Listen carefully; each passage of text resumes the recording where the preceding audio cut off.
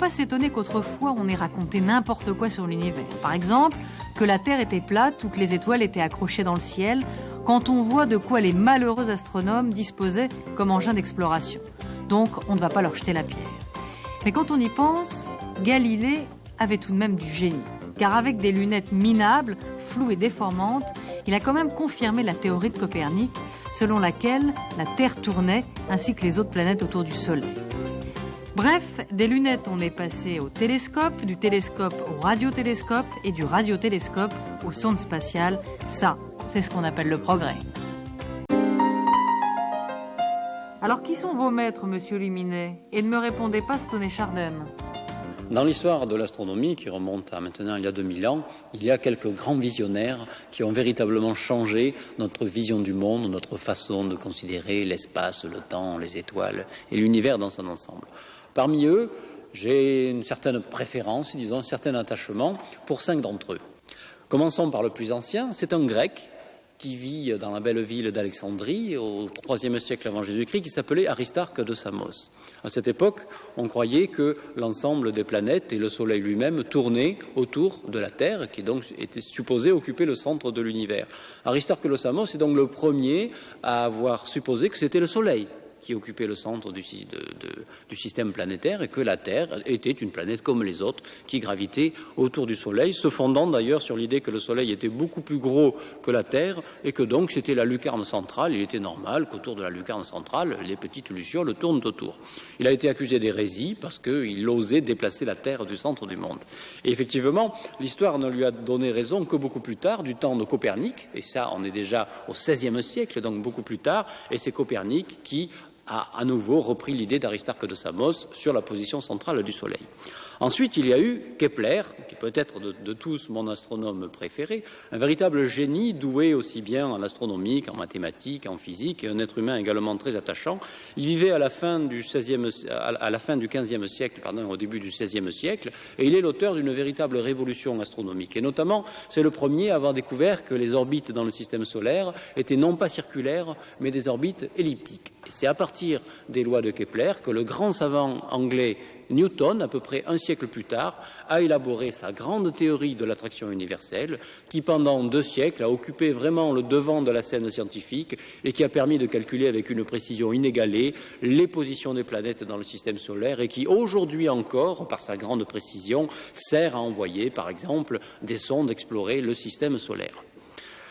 Les 2 derniers personnages que je voudrais introduire datent du début du siècle. L'un, c'est le fameux Albert Einstein, dont j'ai déjà parlé, puisqu'il a totalement bouleversé les concepts mêmes d'espace, de temps et de matière en introduisant la notion d'espace-temps courbe et d'univers courbe. Et puis l'autre, c'est le maître contemporain d'Einstein, qui était à la fois très brillant scientifique, mais qui était également religieux. Et c'est le maître qui, le premier, a eu l'idée du Big Bang, c'est-à-dire l'idée qu'en remontant dans le passé de l'expansion de l'univers, eh bien, l'univers avait dû avoir une sorte de naissance, une origine que le maître avait appelée atome et primitif et que nous, aujourd'hui, nous appelons Big Bang. Et ces idées ont valu beaucoup d'ennuis du vivant de le maître, puisque, d'une part, les astrophysiciens, ses collègues scientifiques, l'accusaient de vouloir donner quelques idées religieuses sur la naissance de l'univers, la Genèse, ce qui n'était pas du tout le cas. Et d'autre part, il a eu également quelques problèmes avec sa communauté religieuse qui essayait de récupérer ces idées scientifiques pour faire valoir que la science retrouvait les données de la Bible. Ok, les télescopes pour voir, on a compris, les radiotélescopes pour écouter. Il n'y aurait pas quelque chose pour toucher ? La plupart des astres, en tout cas les astres qui émettent beaucoup d'énergie, émettent des particules, c'est bizarre, découvertes par les physiciens des particules en laboratoire, et qui sont produites à profusion, notamment au cœur des étoiles et dans les explosions de supernovas, qui s'appellent des neutrinos. Prenons l'exemple du Soleil. Finalement, le Soleil, on ne voit que la peau lumineuse du Soleil, c'est-à-dire les photons, les rayons lumineux émis par la surface du Soleil, qui ont, eux, été engendrés au centre du Soleil par les réactions nucléaires. Mais il se trouve que le centre du Soleil émet également non seulement des photons, mais des neutrinos. Ces neutrinos traversent le Soleil et parviennent également sur Terre. Donc, problème, si on arrive à détecter ces neutrinos émis par le Soleil, on aurait un accès direct au cœur du Soleil, alors que dans le rayonnement électromagnétique, le cœur du Soleil est tout à fait opaque. D'où l'intérêt de développer une astronomie des neutrinos. Eh bien, on a effectivement commencé à développer une astronomie des neutrinos, des télescopes un peu particuliers, puisqu'il s'agit de gigantesques piscines remplies d'eau enfouies à plusieurs kilomètres de profondeur sous des rochers, pour être isolées de toutes les influences cosmiques, hormis celles de neutrinos. Et lorsqu'un neutrino frappe, dans certaines conditions, une molécule d'eau, des réactions chimiques se produisent, il y a des détecteurs tout autour, et on en déduit l'origine, la provenance et l'énergie de neutrinos. C'est ainsi que l'on mesure aujourd'hui la quantité de neutrinos qui est produite par le cœur du Soleil et que l'on a détecté des neutrinos émis par des explosions de supernovae extrêmement lointaines. Deuxième chose encore plus fascinante, c'est le rayonnement gravitationnel. J'ai parlé précédemment du tissu élastique de l'espace-temps, de la courbure de l'espace-temps. Eh bien, lorsqu'une masse se déplace dans l'espace et le temps, la courbure se déplace avec elle et engendre des ondulations de la courbure qui s'appellent des ondes gravitationnelles, qui se propagent d'ailleurs à la vitesse de la lumière.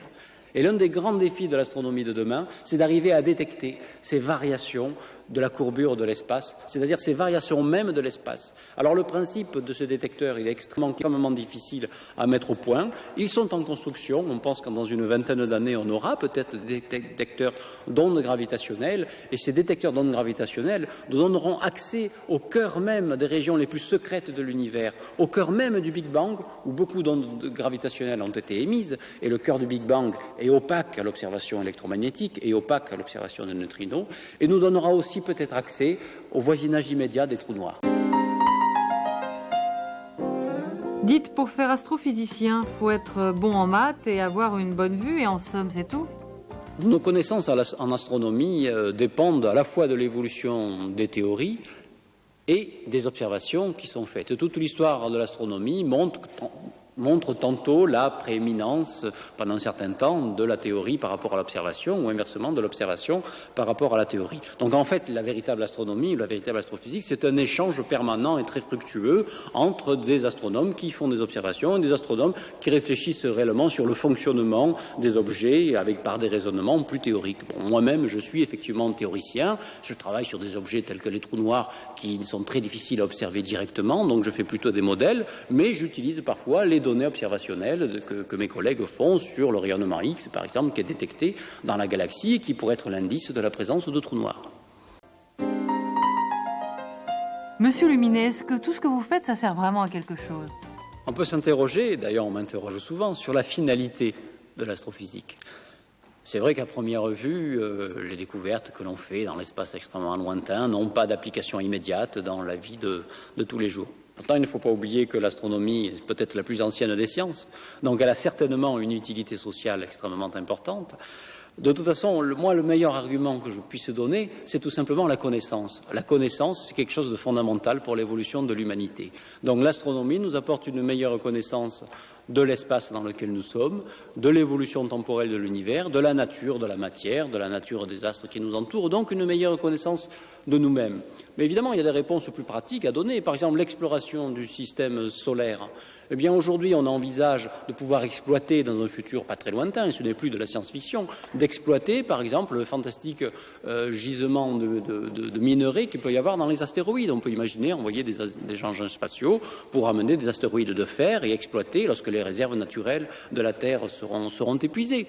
L'étude des planètes du système solaire permet de mieux comprendre le fonctionnement de la Terre et peut-être de mieux comprendre les problèmes d'environnement qui sont l'un des problèmes essentiels aujourd'hui que nous connaissons sur Terre. Et il y a des milliers d'autres exemples à donner. Le développement de certains instruments de l'astronomie a des retombées dans d'autres secteurs de l'activité humaine, notamment dans la recherche médicale. La mise au point de fibres optiques qui a été donc effectuée par des astronomes pour construire certains détecteurs est aujourd'hui utilisée pour faire de l'imagerie médicale.